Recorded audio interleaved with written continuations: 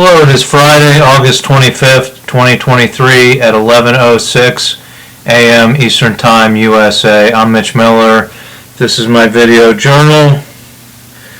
Today we're going to talk about the active shooter 8 blocks from my house on Wednesday and Operation Ludicrous. But first, I just want to say it out loud.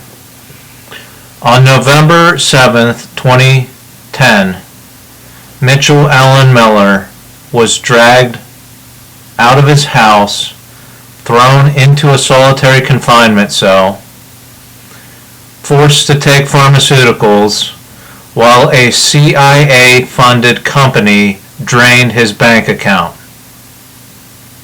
Right? It's good to say that and get it out there. Mitchell Allen Miller is a United States citizen, born in the United States, and this happened on U.S. soil. So, that's what we face here, right? We live in a communist regime. I call it corporate communism. But in China or Russia, if anybody has over $1 million or a couple $1 million in their bank account, there's no doubt within China or Russia and outside of Russia and China that person is a member of the Communist Party. So we have a similar situation in the United States, but we don't call them communists. We call them capitalists, right?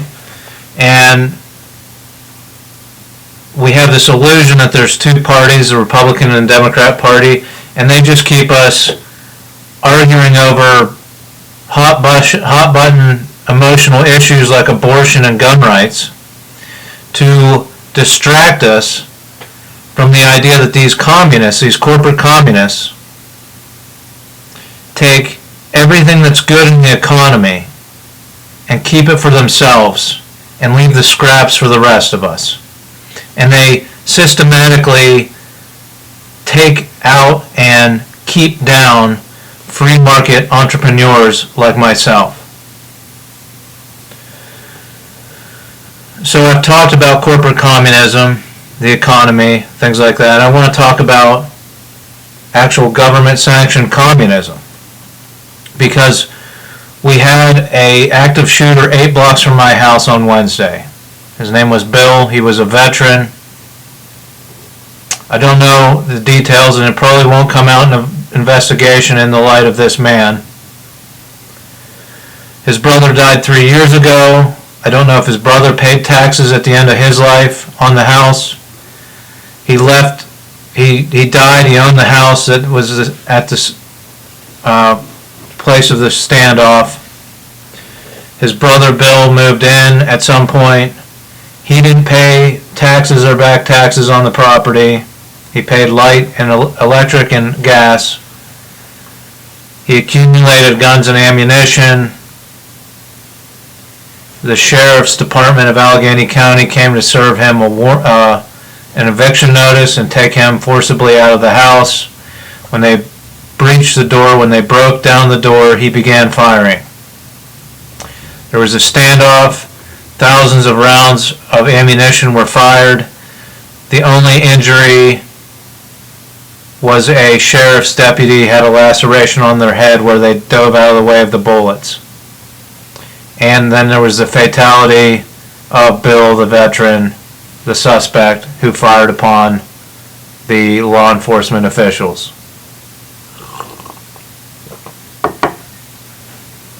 Now, I made a statement on my X or Twitter account when I found out that this suspect was dead.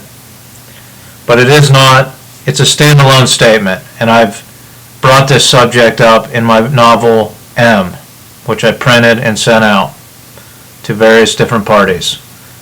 So this is a standalone statement. It's not related to what happened. I'm not justifying or validating what happened in any way, but it is curious that it happened 8 blocks from my house, and I'll go into that at a later time, and we'll touch on this again.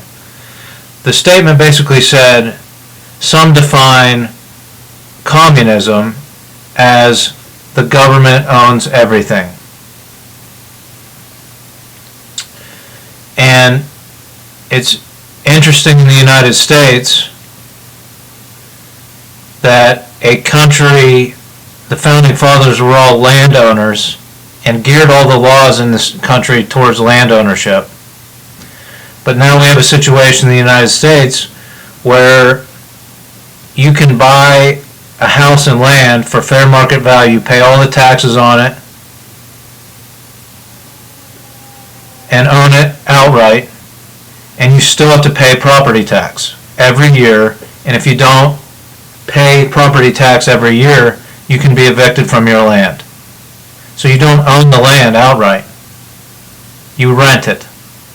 The government owns all of the land in the country in the United States. And they get away with it because they say it's the localities that administer the property tax, and it funds public education, right? So I would say this is communist, government-sanctioned communism. You can't own land, you can't stay on your land after you paid for it unless you pay an extortion amount to the government every year, or you'd be evicted by law enforcement. Now, I put out statements, and you know me, when I make a statement, I offer solutions. So I have a comprehensive solution that I've come up with for property tax, because it does need an overhaul. Our schools are underfunded. Poor schools get less funding through this system, which means people that live in poverty don't get the chances at education that they should have to be equal to everyone else.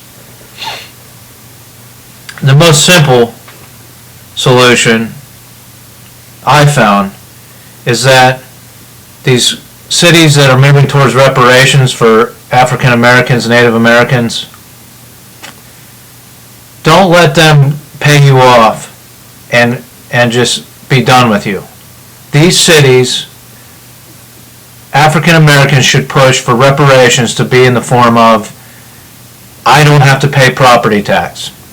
No person that can trace their lineage to slavery, to slaves, to being owned in the slave industry here in the United States, and no Native American that can trace their lineage to being Native American should have to pay property tax, right? And this keeps the situation where black people are evicted from their family home, the only form of wealth they've ever been able to accumulate. It might be run down and not taken very good care of, and I'll get into that. But it is a form of wealth, and they don't pay tax, they can't afford taxes, and they get kicked off their property, and the community gets gentrified because a bunch of white people can buy it at sheriff's sale, fix it up, and that's the system. Right, so that's a simple solution. Eliminate property tax for African Americans and Native Americans, and then see how the white people react to that, and they'll figure out ways and inroads to not have to pay property tax as well. A more comprehensive solution that we could do if I was mayor of Pittsburgh, or worked with the mayor of Pittsburgh, right, is a property, we do away with property tax systematically, right? So in order, we shift funding for schools, public schools, any education for children, to an income tax, right? And so the income tax in Pittsburgh is like 2 or 3%. I don't think the county of Allegheny has an income tax. So if you wanted to do it county-wide, which would work so that people don't flee the city for the suburbs to flee taxes, but I have a comprehensive plan for that. If you wanted this to work, you could do a county tax of 2 or 3%. Or you raise the city income tax a county income tax of 2 to 3%, or the city income tax, you raise it to 5%, the locality. You raise it to 5% you raise it, we'll say 3% for parents, for people that have children. People that don't have children like myself, you raise it 1%. So people without children might pay a 3% income tax. People with children do pay a 5% income tax. People without children can opt into paying the full 5% income tax, but the Parent-Teacher Association of the school district they're located in has to allow them to have input into the curriculum and education of students in public schools and possibly even private or charter schools. So that's the trade-off. You can pay more into the tax system to pay for education, but you get input even though you don't have children, which is not a situation right now.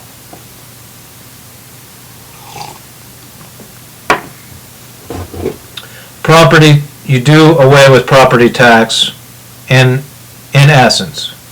So property tax is still assessed on a property. And I'm sure this might bring in more taxes for the education. You have renters, you have all kinds of situations, right? So you do away with property tax in essence for people 65 and older. Property tax is still assessed for a property. But if you improve your property to the same amount as what your property tax is assessed. So if you're assessed with $2,000 of property tax a year, if you make improvements of $2,000 to your property, that tax is waived. And you have to use officially sanctioned, officially licensed contractors. This can be cleaning services, lawn services. They all register with the city or the county. They provide documentation, that's how much that person paid me this year, and the tax is waived, right? Because that's what I don't get about property tax. You have to pay this fee every year, but the city doesn't improve your property. Like if you pay a road taxes for income taxes for roads, the government improves the roads and paves them and takes care of them. The local government isn't taking care of your house, so why are you paying these taxes, right? So if you improve your property, you should get rewarded for that. And it'll bring up the property value of every property in the locality. So, say you have a $10,000 kitchen, bathroom renovation. Through your licensed contractor, you can spread that over 5 years if your tax is $2,000 a year. So you make the reservation and you're waived for the next 5 years of your $2,000 property tax.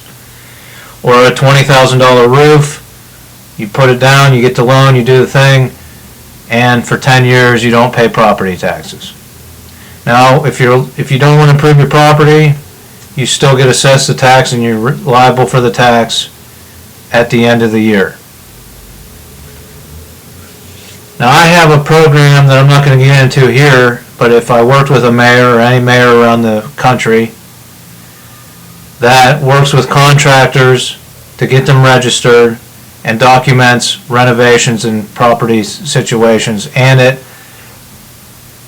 brings transparency to, I'm a former contractor, brings transparency to contracting so that customers don't get conned or scammed or overpay for the work on their house. They pay a fair price for the work.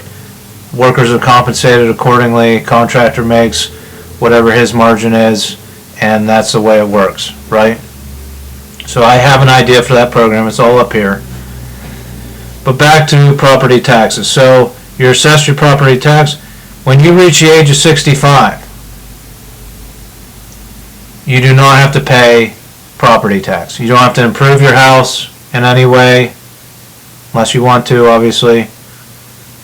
And you don't have to pay property tax in the city of Pittsburgh or the county of Allegheny. right? So this works as a kind of mechanism where people might say, well, if you're going to raise my income taxes, I'm moving to the suburbs. Well, as long as the house is your primary residence and you're 65, that's what I meant to say, you don't have to pay property tax if it's your primary residence. So are you really going to move to the suburbs when you could keep a house in Pittsburgh, and when you're 65 you don't have to pay property tax? So you have to run the numbers on what that is, but I think paying 5% income tax for your children's education because you had children, right, and you're going to pay for 3 or 4 years before they're in school, it's basically daycare, because public education is just an indoctrination system to get you on the level of the government, to agree with everything the government says, right? You learn a little math, you learn a little science, but it all indoctrinates you to believe in this corporate communist entity that has taken over the country. And it gets you daycare so that you can so that your parents can go to work, right? So 5% for daycare, pretty good deal. You pay until your child is, till you're 65, basically, the 5% income tax because you had children.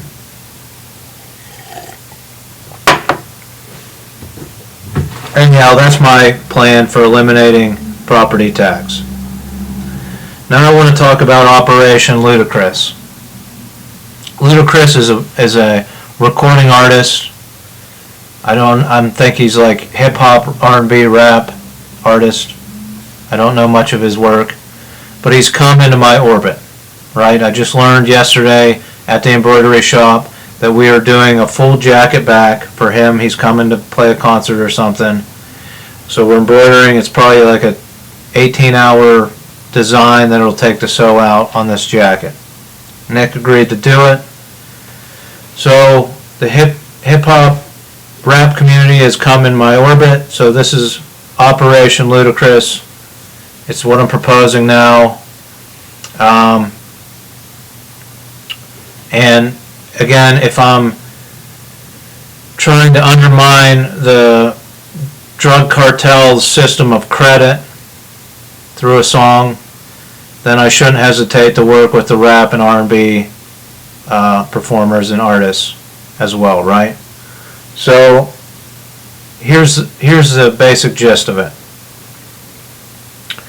You found me through my podcast, specifically Bill Earl and Dead Eddie vs. Corporate America, where I started singing jingles. First 2 episodes I sang jingles. The rap community decides that they want to continue with this project, and they're going to sample different jingles with me, Mitch Miller, Dead Eddie, singing them. Right? So I get with these different performing artists. We find a jingle online that we want to put into a rap song. We work with their I work with their musicians on the vocals and the instrumentals for that sample of that jingle. Then we record it, and going into the future, I show up at live performances and perform it with the artist. Right? I'm a glorified backup singer. Nobody recognizes a backup singer. Nobody knows who a backup singer is. So it's still a covert type situation, but here's where it comes in, right? I get paid for my time, get compensated accordingly. We don't buy a federal fleet style vehicle. I stick with my 2014 Volkswagen Jetta. I will drive this anywhere within a 10-hour driving range. So that's Chicago, Detroit, Washington, D.C., New York City, Boston, Baltimore. All of these cities are within my driving range. Right? If I have to go somewhere else outside of that range, I take an Amtrak train. I could maybe even work on the consultant book while I'm on a train, right? Basically, it's the same okay, so we're not getting funding to wiretap the state governments to clean them up. So let's go after these corporate communists, right? We're facing a regime of corporate communists. Let's start working on them. So the rap community, right? Everybody's got a cousin or a niece or a nephew that is a receptionist at a hotel in one of these major cities, right? So you call me up, you say, I want to work on this sample with you. Come to Detroit and stay in the Ritz-Carlton. So I drive there, standard operating procedure. I walk into the Ritz-Carlton. I say, is there a vacancy? And if there is, I buy the cheapest room in there. The performing artist compensates me for my hotel room, my gas, my food, and maybe a little extra just, out of the kindness of their heart. But I'm willing to work for very little. So this starts the wiretap at the Ritz-Carlton. It's a business of interest. I put my USB in the TV, so on and so forth. So maybe Warren Buffett was staying there that weekend, right? Who knows? The biggest communist of them all. I don't know who's staying there. I just know, hey, can you be here? I keep a spreadsheet. Oh, Detroit Ritz-Carlton, I've already been in that hotel. What about the Sheraton? So I go to the Sheraton, right? So I start working with these recording artists. And when they go out on shows, same thing. This can continue on for 10, 20 years. Hey, can you come to Miami and stay at this hotel? And I keep a spreadsheet until we've hit every ritzy communist hotel in all of these major cities.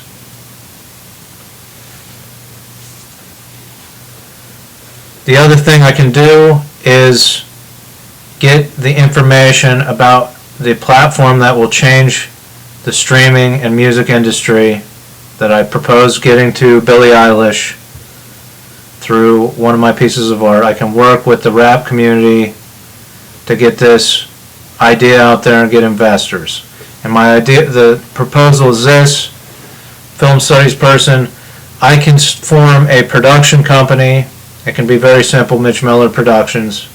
I can file under my SOCH and my name. You put forward some money. I interview security officials, and I set up a security team in whatever city that we're working in.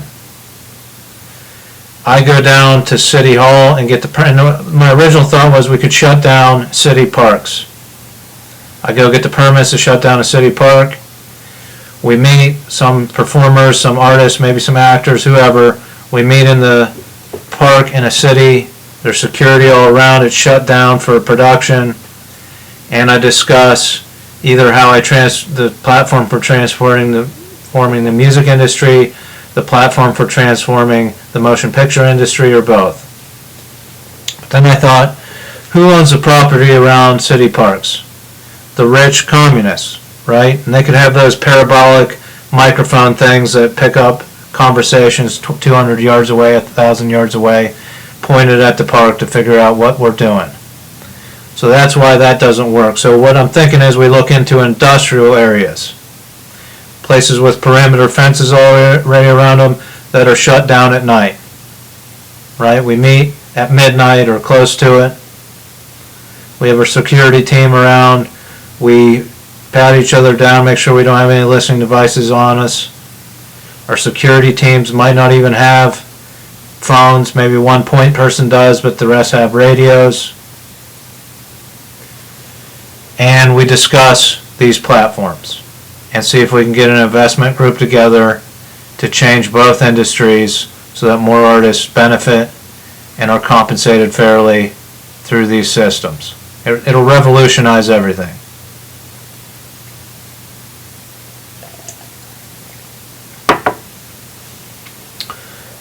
So that's Operation Ludicrous, right?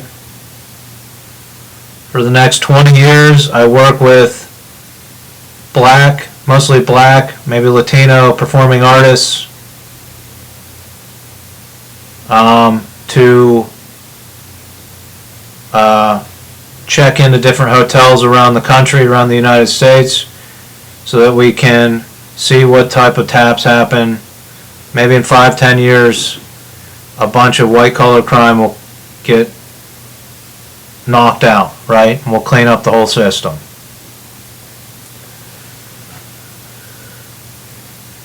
You know, they call me to get on my schedule. I can be at this performance at this time, and I just come on and I sing a 30-second sample, right? 10 seconds here, 10 seconds there, 10 seconds there, right? I can memorize these things. This is within my capabilities, and I sing a sample of a jingle, and we continue this idea put forward in front of the Supreme Court in episode 1 of Bill Earl and Dead Eddie vs. Corporate America. We can raise the funds to produce the videos that explain what are illegal and what is legal in the United States. Very much needed video series.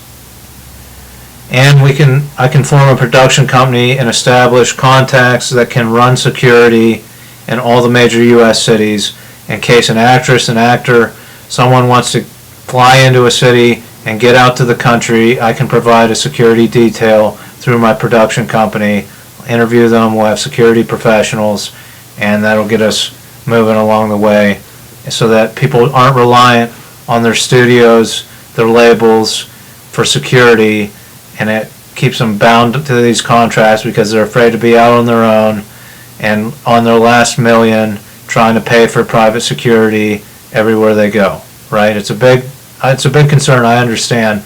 That's why I want to work with the black performing artist community to work on this, and that's Operation Ludacris.